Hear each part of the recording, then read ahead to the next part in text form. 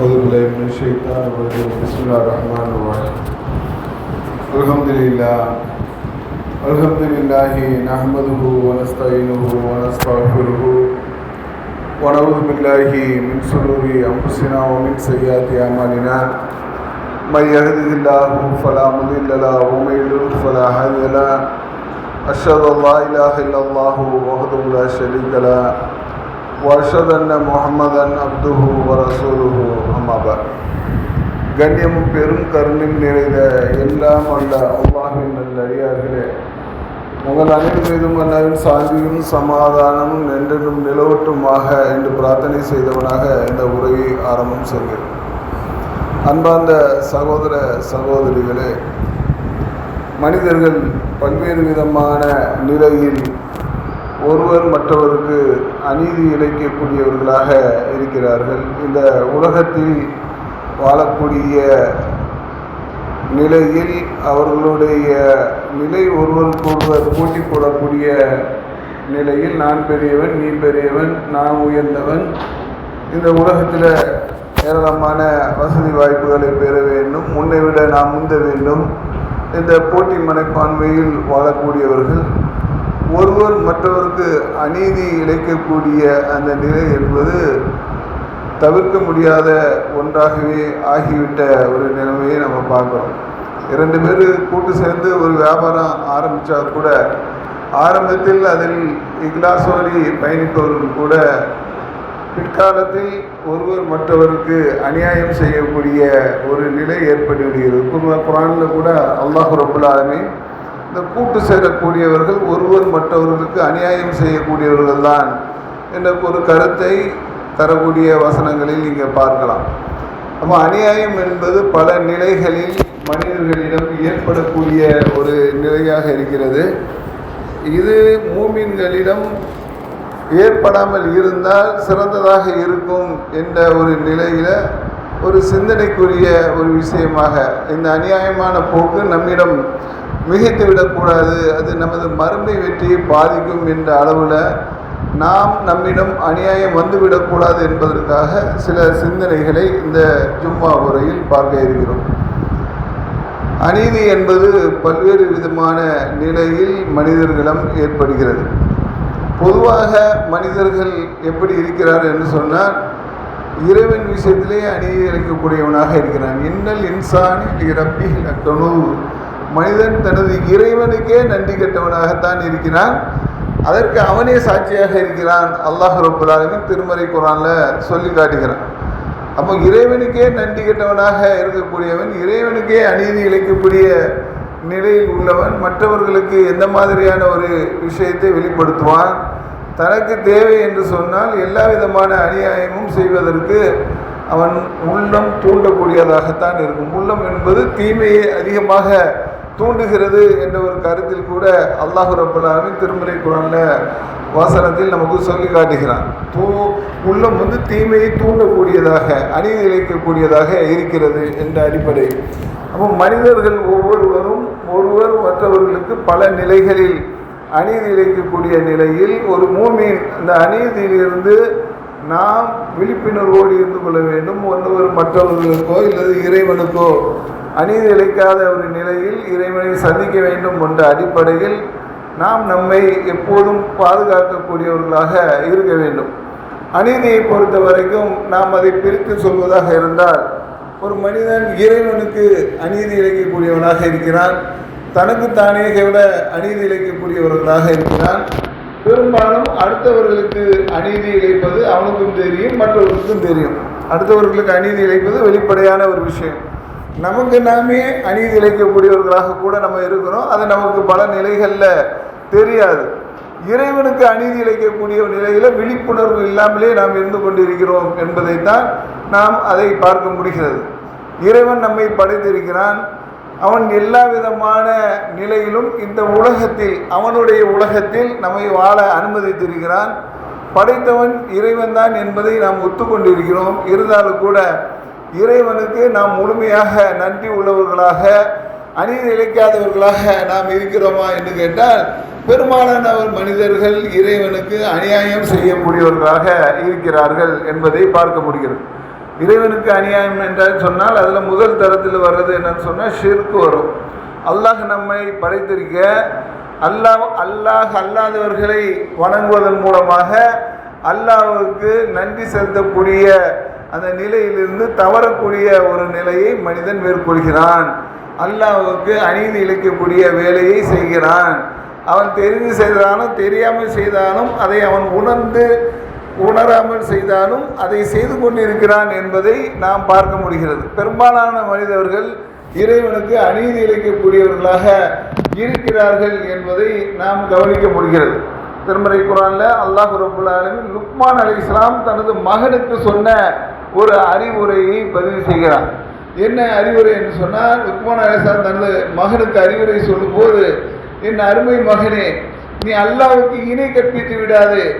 இணை கற்பித்தல் தான் மகத்தான அநீதி. பெரிய அநீதியிலே இருக்கிற அநீதியிலே பெரிய அநீதி எதுன்னு சொன்னால் இணை கற்பிப்பது தான் என்று சொல்லி அவர் தனது மகனுக்கு சொன்னதை நீங்கள் நினைத்து பாருங்கள் என்று சொல்லி திருமறை குர்ஆன்ல அந்த மகத்தான பெரிய அநீதியை பற்றி அல்லாஹ் குறிப்பிடுவதை நாம் நினைத்து கொள்ள வேண்டும். அப்போ அல்லாஹ்வுக்கு இணை கற்பித்தல் தான் அநீதியிலையும் பெரிய அநீதி. இன்னைக்கு சமுதாயத்தில் இது மிகைத்திருக்கக்கூடிய ஒரு நிலைமையை நீங்கள் பார்க்கலாம். அல்லாஹ் தான் இந்த உலகத்தை படைத்தான், மனிதர்களை படைத்தான், படைப்பதற்கு உண்டான எல்லாவற்றையும் அல்லாஹ் தான் படைத்தான் என்று இருக்கும்போது அல்லாஹ்வுக்கு மாறு செய்யும் விதமாக அநியாயம் செய்யக்கூடிய நிலையில் அல்லாஹ்வுக்கு இணை கற்பிக்கக்கூடிய அந்த காரியங்களை சமுதாயத்தில் அதிகமான மக்கள் செய்து கொண்டிருக்கிறார்கள். அதில் நாம் விழிப்புணர்வு பெற்றவர்களாக இருக்க வேண்டும். எந்த நிலையிலும் நம்மிடம் ஷிர்க் என்கின்ற அந்த அநியாயம் ஒட்டி கொள்ளக்கூடாது. அது பெரிய மிகப்பெரிய ஒரு அநியாயமாக இருக்கிறது என்பதை நாம் கவனத்தில் கொள்ள வேண்டும். ஒரு மூமினாக இருப்பவர் இதிலிருந்து முற்றிலுமாக விலகி இருந்தால் மட்டும்தான் மறுமை வாழ்க்கை என்பது சாத்தியமாகும். ஏன்னு சொன்னால் அல்லாஹ் இணை கற்பிப்பாளருக்கு நரகத்தை தடை செய்து விட்டான். இணை கற்பித்து விட்டால் நல்லறங்கள் அழிந்துவிடும். இணை கற்பித்து விட்டால் அவருக்கு மன்னிப்பே கிடையாது. அல்லாஹ்வுக்கு இணை கற்பிப்பவர் மிக பயங்கரமான பாவங்கள் செய்யக்கூடியவராக, கற்பனை செய்யக்கூடியவராக இருக்கிறார் என்ற கருத்தில் திருமறை குர்ஆன்ல நீங்கள் வசனங்களை பார்க்கலாம். இணை கற்பிப்பது என்பது ஷிர்க் என்பது அது எந்த விதத்திலும் நம்மிடம் ஒட்டி கொள்ளாத ஒரு அளவில் இருக்க வேண்டும். அதில் கவனமாக இருக்கக்கூடியவர்களாக மூமினான ஆண்களும் மூமினான பெண்களும் இருக்கக்கூடியவர்களாக நாம் கவனித்து கொள்ள வேண்டும். அடுத்து பார்த்தீங்கன்னு சொன்னால், அல்லாஹ் நமக்கு வழங்கியிருக்கக்கூடிய கடமைகளை புறக்கணிப்பது கூட ஒரு அநீதி தான். அல்லாஹ் மனிதனுக்கு நன்றியோடி நடப்பதற்கு, இறை நினைவை ஏற்படுத்துவதற்காக கடமைகளை நமக்கு வழங்கியிருக்கிறான். அதில் முக்கியமான கடமை தொழுகை. இந்த தொழுகையை பற்றி அல்லாஹ்வின் தூதர் ஸல்லல்லாஹு அலைஹி வஸல்லம் சொல்லும்போது, மறுமையில் முதல் விசாரணையாக இந்த தொழுகை இருக்க போகிறது. யாருடைய தொழுகை அது சரியாக இருக்குமே ஆனால் அவர்களுடைய மற்ற விசாரணையெல்லாம் கூட எளிதாக இருக்கும் என்ற அடிப்படையில். ஏன்னா ஒழுக்க ரீதியாகவே தொழுகை ஒருத்தர்கிட்ட இருந்தது என்று சொன்னால் அவர் ஒரு பாவங்கள் குறைவாக செய்யக்கூடிய ஒரு நிலையில் இருப்பார் என்ற அடிப்படையில் மறுமை வெற்றியை உறுதி செய்யக்கூடிய ஒரு காரியமாக கூட தொழுகை இருக்கும்.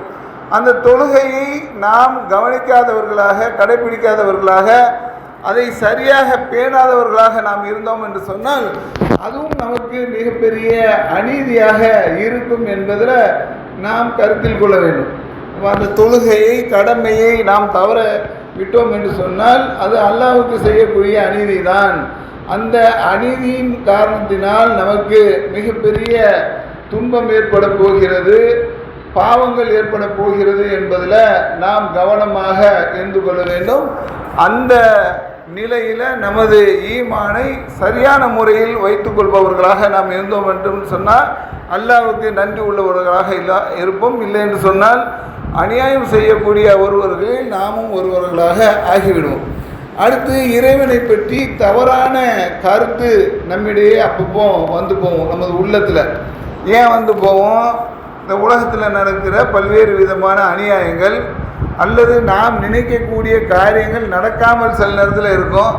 அந்த மாதிரியான நேரத்தில் அல்லது நாம் செய்யக்கூடிய பிரார்த்தனை எந்த விதத்திலும் ரிப்ளை ஆகாமல் அப்படியே இருக்கும். நம்ம பிரார்த்திக்கிட்டே இருப்போம், ஆனால் அதுக்கு எந்த விதத்திலையும் ரிப்ளை கிடைக்காது, நமக்கு துன்பம் தீராது. இந்த மாதிரியான நேரத்தில் இறைவனை பற்றி தப்பான எண்ணங்கள் நமது உள்ளத்தில் சைத்தான் போடுவான்.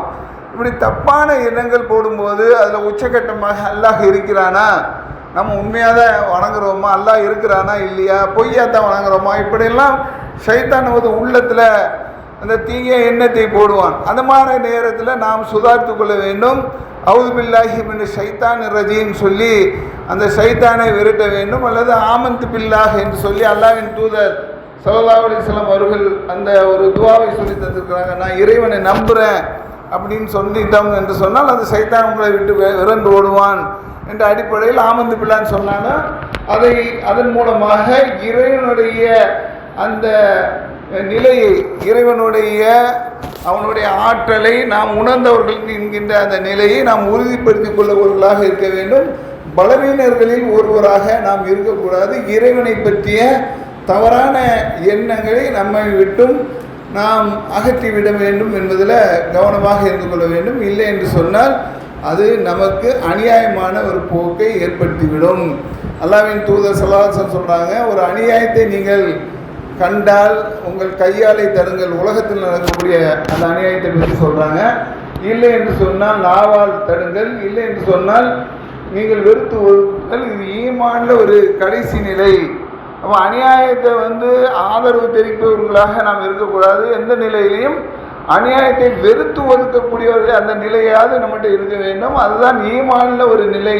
அந்த நிலை இல்லை என்று சொன்னால் ஈமானை விட்டு நம்ம வெளியேறக்கூடிய அந்த நிலைக்கு நம்மை தள்ளிவிடும் என்பதிலையும் நாம் கவனத்தில் இருக்க வேண்டும். இது மாதிரியான ஒரு ஈமானிய பலப்படுத்தக்கூடிய அந்த விஷயங்களில் நாம் சரியாக நடந்து கொள்ள என்று சொன்னால் அது நம்ம இறைவனுக்கு செய்யக்கூடிய அநியாயம் என்ற ஒரு நிலையில் நாம் அணுகக்கூடியவர்களாக ஆகிவிடுவோம். அல்லாஹ் மனிதர்களை மன்னிக்கிறான், மன்னிப்பை விரும்புகிறான். இறைவா நான் பாவம் செய்துட்டேன், ஏன்னா மன்னித்து விடுன்னு சொல்லும்போது அந்த மன்னிப்பை அல்லாஹ் ஏற்றுக்கொள்கிறான். அந்த மன்னிப்பை நாம் செய்த பாவங்களுக்கு நாம் இறைவன்கிட்ட மன்னிப்பு கேட்டான்னு சொன்னால் இறைவன் ஏற்றுக்கொள்கிறான். அது ஒரு சரியான ஒரு பார்வை. அதில் எந்த விதமான அநியாயமான போக்குகள் இல்லை. ஆனால் நம்ம அடுத்தவர்களுக்கு ஒரு தீமையை செய்துவிட்டு அடுத்தவர்களுக்கு ஒரு துன்பத்தை தந்துவிட்டு இறைவா என்னை மன்னித்துன்னு சொன்னால் சம்மந்தப்பட்டவன் மன்னிக்காதவரை அல்லாஹ் மன்னிக்க மாட்டானா இல்லையா? இந்த அநீதியை அல்லாஹ் விரும்புகிறதே கிடையாது. மனிதர்களுக்கு செய்யக்கூடிய அநியாயத்தை நீங்கள் செய்துவிட்டு இறைவனிடம் மன்னிப்பு கேட்டார்கள் என்று சொன்னால் இந்த அநியாயத்தையும் அல்லாஹ் விரும்புவது கிடையாது. சம்பந்தப்பட்ட மனிதர்கள் மன்னிக்காதவரை அல்லாஹ் மன்னிக்கவே மாட்டான் என்ற அடிப்படையில் நாம் அநீதி இல்லாத நிலையில்தான் இறைவனை சந்திக்க வேண்டும், இறைவனை பிரார்த்திக்க வேண்டும், இறைவனிடம் உதவி கேட்க வேண்டும். அடுத்த மனிதர்களுக்கு அநியாயம் பண்ணிவிட்டு நான் இறைவன்கிட்ட மன்னிப்பு கேட்டேன்னு சொன்னால் அந்த மன்னிப்பு என்பது ஏற்றுக்கொள்ளப்படாத ஒரு நிலையில் இருக்கும் என்பதையும் கவனத்தில் கொள்ள வேண்டும். இதுவும் ஒரு அநியாயமான போக்கு. அல்லாஹ்வின் தூதர் ஸல்லல்லாஹு அலைஹி வஸல்லம் அவங்க சொன்னாங்க, முஃப்லிஸை பற்றி தெரியுமா அப்படின்னு சொல்லி சஹாபாக்கிட்ட கேட்குறாங்க. முஃப்லிஸ் தான் யார் அப்படின்னு சொன்னால் ஏராளமான நன்மையை கொண்டு மறுமையில் வருவார், பெரிய பெரிய நன்மைகளை கொண்டு வருவார். ஆனால் அதே அளவுக்கு அவர் அதை விட அதிகமாக பாவத்தையும் சுமந்து கொண்டு வருவார். இவரை பற்றி அல்லாஹ் விசாரிப்பான். ஏராளமான நன்மை இருக்கிறது அப்படிங்கிற அளவில் அவருடைய பாவங்களுக்கு அந்த நன்மையை தூக்கி அவர் யாருக்கெல்லாம் பாவம் செய்தானோ அவருக்கு கொடுத்துக்கிட்டே வருவான் அல்லாஹ். ஒரு கட்டத்தில் அவருடைய நன்மையெல்லாம் காலியாகிடும். உலகத்தை பொறுத்தவரைக்கும் பெரிய பெரிய நன்மைகளை தூக்கி கொண்டு வந்தவர் பாவம் அதை விட அதிகமாக இருந்த காரணத்தினால் அந்த பாவத்துக்கு அல்லாஹ் நன்மையை திருப்பி கொடுத்த காரணத்தினால் அவர் பாவம் அதிகமாக ஆகி நன்மை காலியாக ஒரு நிலை அங்கு ஏற்பட்டுவிடும். அப்பவும் அந்த பாவம் என்பது இருக்கின்ற காரணத்தினால் அடுத்தவர்களுடைய பாவத்தை தூக்கி இவரிடம் அல்லாஹ் ஒப்படைப்பான். அப்போ இவருடைய பாவ சுவை என்பது இன்னும் அதிகரித்து கொண்டே போகும். இவன் முஃப்லிஸ் என்ற அடிப்படையில் உள்ளவனாக மாறிவிடுகிறான். அப்போ உலகத்தில் செய்யக்கூடிய இந்த அநியாயமான ஒரு நிலை என்பது நாம் எவ்வளோ பெரிய நன்மைகளை மறுமைக்காக கொண்டு சேர்த்தாலும் கூட அங்கே பாவவாளியாக குற்றவாளியாக நாம் மாறிவிடுகிறோம் என்று சொன்னால் அதில் கவனம் பட்டவர்களாக நாம் இருக்க வேண்டும். நாம் செய்யக்கூடிய அமல்கள் நமக்கு ஒட்டாமல் போகும் என்ற ஒரு நிலையை இந்த ஹதீஸிலிருந்து நாம் தெளிவுபடுத்திக் கொள்கிறோம். அப்போ அந்த அடிப்படையில் நம்மிடம் இந்த அநியாயமான போக்கு எந்த நிலையிலும் மிகைத்து விடக்கூடாது, சொல்லப்போனால் வரவே கூடாது என்கின்ற அடிப்படையில் நமது செயல்பாடுகள் எப்போதும் ஐமை பெற்றவர்களாக நாம் இருக்க வேண்டும். அல்லாஹ்வின் தூதர் ஸல்லல்லாஹு அலைஹி வஸல்லம் அவங்களிடம் 2 பெண்களை பற்றி கேட்குறாங்க. அல்லாஹ்வின் தூதரே, ஒரு பெண் இருக்கிறாள், அவள் சரியான முறையில் தொழுது விடுகிறாள், எக்ஸ்ட்ரா உபரி தொழுகை கூட தொழுது விடுகிறாள், நோன்பு நோக்கிறாள், உபரியான நோன்பு சுன்னத்தான நோன்புலாம் கூட அதிகமாகவே நோன்பு நோக்கிறா, தர்மம் செய்கிறா, அதிகமாக தர்மம் செய்கிறா. இவளை பற்றிய ஒரு நிலையில் ஒரு குறைபாடு என்னன்னு சொன்னால், இவள் அண்டை வீட்டாருக்கு அக்கம் பக்கத்தில் உள்ளவர்களுக்கு அநியாயம் செய்கிறாள், அவளுடைய நாவை கொண்டு அவர்களுக்கு தொல்லை தருகிறாள். அந்த ஒன்று தான் இவள்கிட்ட மைனஸ், மீது எல்லாமே ப்ளஸ்ஸாக இருக்கிறது. இவளை பற்றி நீங்கள் என்ன சொல்கிறீர்கள் என்று சொல்லி அல்லாஹ்வின் தூதரிடம் கேட்கும்போது, இவள் நரகத்தில் இருப்பான்னு சொல்லி ரசூலுல்லாஹ் சொல்கிறாங்க. எவ்வளோ பெரிய ஒரு நன்மையை சம்பாதித்தாலும் கூட அவளுடைய தீமை, அவளுடைய அநீதி என்பது மிகைத்து விட்ட காரணத்தினால் அவள் நரகத்தில் இருப்பாள் என்ற ஒரு செய்தி அல்லாஹ்வின் தூதர் நமக்கு தெளிவுபடுத்துகிறாங்கன்னு சொன்னால், இந்த அநியாயமான போக்குகள் நம்மிடம் மிகைத்து விடக்கூடாது. நாவாலோ நம்மளுடைய நாவை கொண்டு பிறருக்கு, பெண்ணுங்கிறது மட்டும் இல்லை, ஆணுக்கு இதுதான், அடுத்தவர்களுக்கு செய்யக்கூடிய அந்த துன்பத்தை அல்லாஹ் ஏற்றுக்கொள்வதே கிடையாது என்ற ஒரு அடிப்படையில் நாம் மற்றவர்களுக்கு அநீதி இழைக்காமல் இருக்கிறதுக்கு கடமைப்பட்டு இருக்கிறோம். அது நம்ம மறுமை வாழ்க்கைக்கு ரொம்ப ஒரு முக்கியமான ஒரு விஷயமாக இருக்கிறது. இன்னொரு பெண்ணை பற்றி கேட்குறாங்களா அல்லாஹ்வின் தூதரே, ஒரு பெண் அளவாடி தொழுகிறாள், அவளுடைய கடமையான தொழுகை மட்டும் தொழுவா, அதே மாதிரி அவள் சரியான தேவையான அளவுக்கு நோன்பு நோக்கிறாள், கடமையான நோன்பை மட்டும் நோக்கிறா, எக்ஸ்ட்ரா உபரியான நோம்பெல்லாம் நோக்கிறது கிடையாது. அதே நேரத்தில் தர்மம் செய்தால் வெண்ணெய் கட்டியை எப்படி வெட்டி அளவோடி தானே கொடுப்பாங்க, வெண்ணெய் கட்டியை அள்ளி கொடுக்க மாட்டாங்க. அந்த மாதிரி வெண்ணெய் கட்டி அளவுக்கு தான் அவளுடைய தர்மம் என்பது இருக்கிறது. ஆனால் இவள் மற்றவர்களுக்கு எந்த மாதிரியான அநியாயமும் செய்வது கிடையாது, அநீதியும் இழைப்பது கிடையாது, துன்பத்தையும் தர்றது கிடையாது. இவளை பற்றி என்ன சொல்கிறீர்கள் என்று சொல்லும்போது அல்லாஹ்வின் தூதர் சொல்கிறாங்க, இவள் சொர்க்கத்தில் இருப்பாள் என்று சொல்கிறார்கள். அப்போ சொர்க்கத்தில் இருக்கிற அந்த பெண்ணுடைய தன்மை என்ன? அவளுடைய வணக்க வழிபாடுகள் மிகைத்த வணக்க வழிபாடுகள்லாம் கிடையாது. ஆனாலும் கூட அவள் எந்த விதத்திலும் மற்றவர்களுக்கு தொல்லை தராமல் அநியாயமான ஒரு நிலையை வெளிப்படுத்தாமல் இருந்தாள் என்பதற்காக அவள் சொர்க்கத்துக்கு செல்கிறாள் என்கின்ற ஒரு நிலையை ரசூலுல்லாஹ் சொல்கிறாங்கன்னு சொன்னால், இந்த நிலை தான் நம்மளுடைய நிலையாக இருக்க வேண்டும். நாம் எந்த நிலையிலையும் பிறருக்கு அநியாயமான ஒரு நிலையை வெளிப்படுத்தி விடக்கூடாது. நமது வணக்க வழிபாடுகள் முழுமையாக நமக்கு பலனளிக்க வேண்டும் என்ற அடிப்படையில் பிறருக்கு தொல்லை தராமல் மட்டும்தான் மறுமை வெற்றி நமக்கு சாத்தியமானதாக இருக்கும் என்பதை கவனத்தில் கொள்ள வேண்டும். அடுத்து, ஒரு மனிதன் இன்னொரு மனிதனுக்கு செய்யக்கூடிய அநீதி, இது நம்ம அறிந்து வைத்திருக்கிறோம். நம்ம ஒவ்வொருவரும் இதை நம்ம செய்கிறோம். ஒவ்வொருவரும் நம்மை நாமே மிகைத்துக் கொள்வதற்காக அடுத்தவர்களுடைய உரிமைகளை பறிக்கிறோம், அடுத்தவர்களிடம் வரம்பு மீறி நடக்கிறோம். சொத்து விஷயங்கள் இருக்குமே ஆனால் அதில் ஒரு அநியாயமான ஒரு நிலை இருக்கிறது, வஞ்சகம் இருக்கிறது, மோசடி இருக்கிறது, அபகரிப்பு இருக்கிறது, திருடுதல் சமுதாயத்தில் இருக்கிறது. என்னன்னு சொன்னாங்கன்னா, அடுத்தவங்க பொருள் பொய் பேசி ஒருத்தருடைய உரிமைகளை பறிப்பது, பல்வேறு விதமான அநியாயம் ஒருத்தருக்கு மற்றவர் செய்யக்கூடிய ஒரு நிலை என்பது ஏற்படுகிறது. இது மூமின்களுக்கு முற்றிலும் ஆகாத ஒரு விஷயம். இந்த உலக வாழ்க்கையே கதி என்று இருப்பவர்கள் அவர்களுடைய செயல்பாடு எல்லாம் இப்படி தான் இருக்கும். அடுத்தவர்களை எப்படி ஏமாற்றுவது, அடுத்தவர்களை எப்படி அபகரிப்பது, இது மாதிரியான ஒரு சிந்தனை அவர்களுக்கு இருந்து கொண்டே இருக்கும். அடுத்தவர்களுடைய மானத்தில் விளையாடுவது, அடுத்தவர்களுக்கு புறம் பேசுவது, அவதூறு பேசுவது, இழிவுபடுத்துவது, அடுத்தவர்களுக்கு வன்முறையை ஏற்படுத்துவது, கொலையை அசால்ட்டாக செய்யக்கூடிய அந்த தொல்லை தரக்கூடிய அந்த விஷயங்கள், இதெல்லாம் பல்வேறு விதமான நிலையில் லஞ்சம் கொடுத்து அடுத்தவர்களுடைய உரிமையை வாங்கிறது, பாரம்பரியம் காட்டுறது, நம்மளுடைய நிலையை மேம்படுத்துவதற்காக அடுத்தவர்களை தரம் தாழ்த்துவது, இதெல்லாம் அடுத்தவர்களுக்கு செய்யக்கூடிய மிகப்பெரிய ஒரு அநீதி என்கின்ற அடிப்படையில் மனிதன் அடுத்த மனிதனுக்கு செய்யக்கூடிய இந்த அநீதியை அல்லாஹ் ஏற்றுக்கொள்வதே கிடையாது.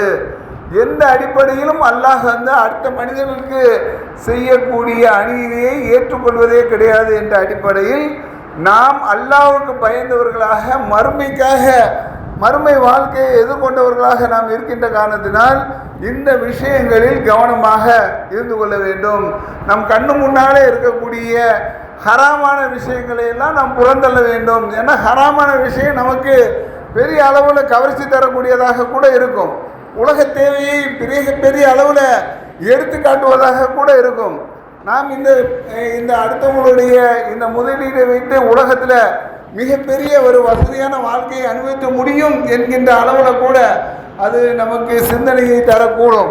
எப்பேற்பட்ட விஷயமாக இருந்தாலும் சரி, அடுத்தவர்களுக்கு ஏமாற்றம் அளிக்கும் விலையை அடுத்தவர்களுடைய அந்த தொல்லை தரக்கூடிய அடுத்தவர்களுடைய உரிமை சார்ந்த விஷயங்களில் அடுத்தவர்களுடைய மோசடியான வஞ்சகம் இது மாதிரியான விஷயங்களில் ஈடுபட்டு அவர்களுடைய பொருளாதாரத்தை அவர்களுடைய சொத்துக்களை நாம் எடுத்துக்கொள்ளக்கூடிய அந்த நிலையில் மறுமையில் மிகப்பெரிய ஒரு தோல்வியை சந்திக்கக்கூடிய ஒரு நிலைக்கு அது ஆளாகிவிடும். மோசடி செய்தவர் மோசடி செய்யப்பட்ட அந்த பொருளோடு தான் மறுமையில் எழுப்பப்படுவார் என்றெல்லாம் அல்லாஹ்வின் தூதர் நமக்கு எச்சரிக்கை செய்திருக்கிறாங்க. அல்லாஹ் ரப்பல் ஆலமீன் திருமறை குர்ஆனில் நமக்கு அதை போதிக்கிறான் என்று சொன்னால் இதிலெல்லாம் கவனமாக இருந்து கொள்ள வேண்டும். அடுத்தவர்களுக்கு நாம் செய்யக்கூடியதெல்லாம் நலன் நாடுதல் என்கின்ற அடிப்படை தான் நம்மிடம் இருந்து கொண்டே இருக்க வேண்டும்.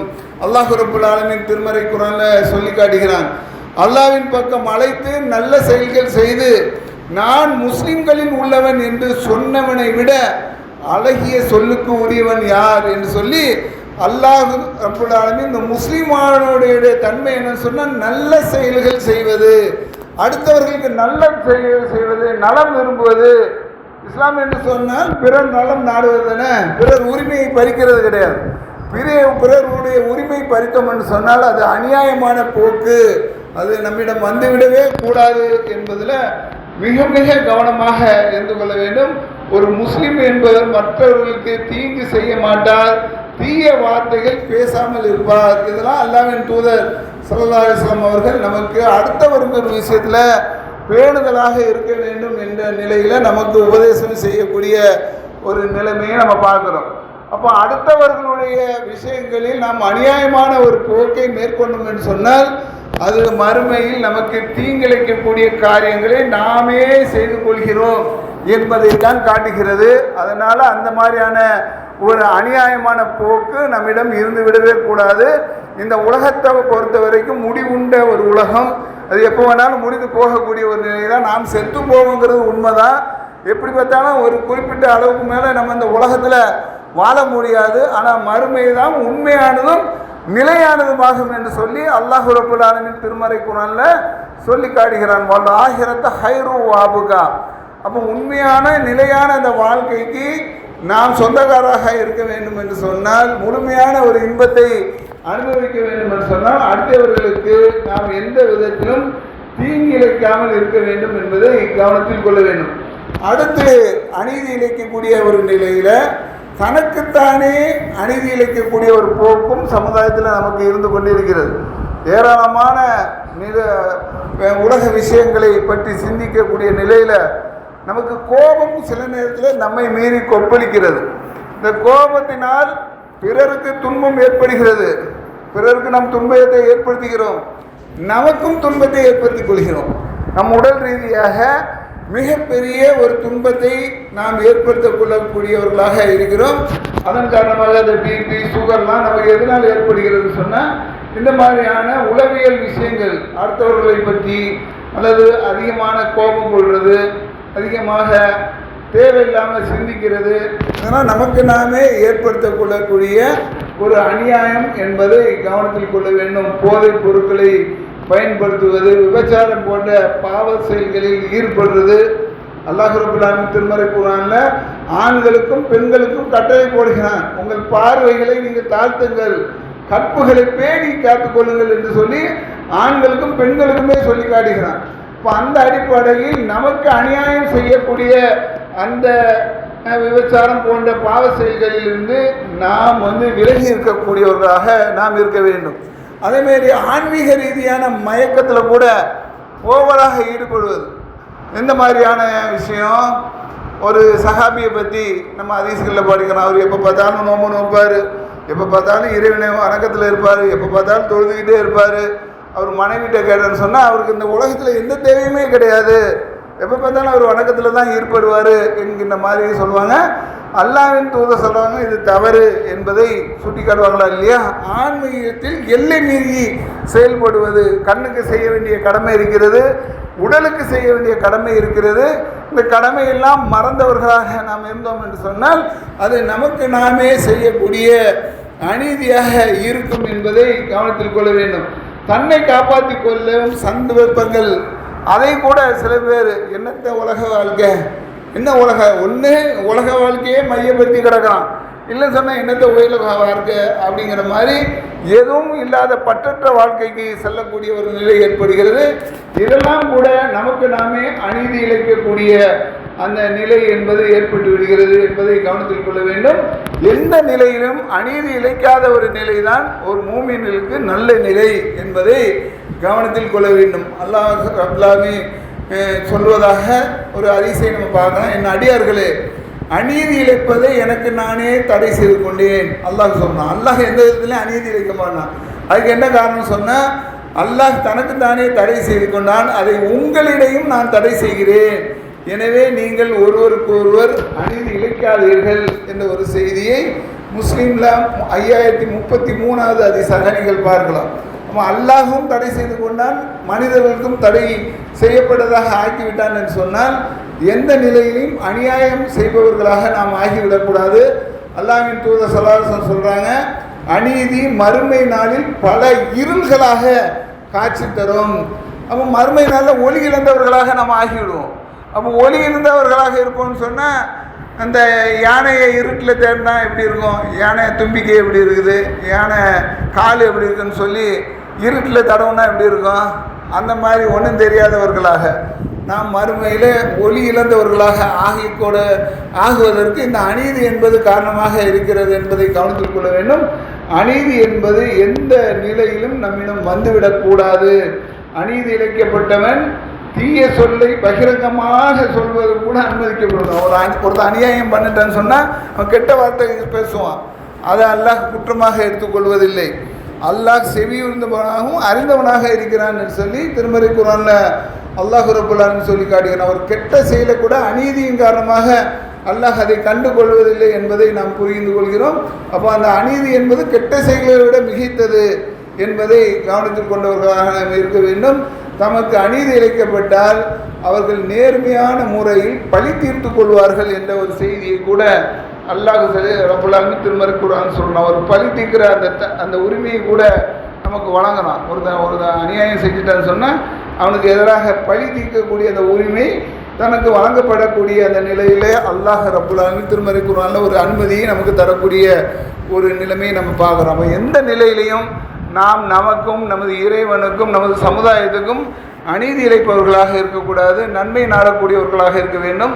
மறுமையில் அது நமக்கு பலன் தரக்கூடியதாக இருக்கும் என்ற சிந்தனையை தந்தவனாக இந்த முதல் உரையை நிறைவு செய்கிறேன்.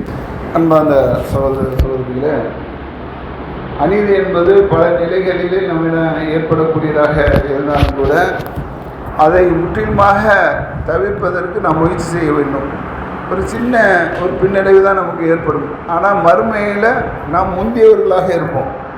அநீதி நம்மிடம் இல்லை என்று சொன்னால் மறுமை வாழ்க்கை நமக்கு பிரகாசமாக இருக்கும்.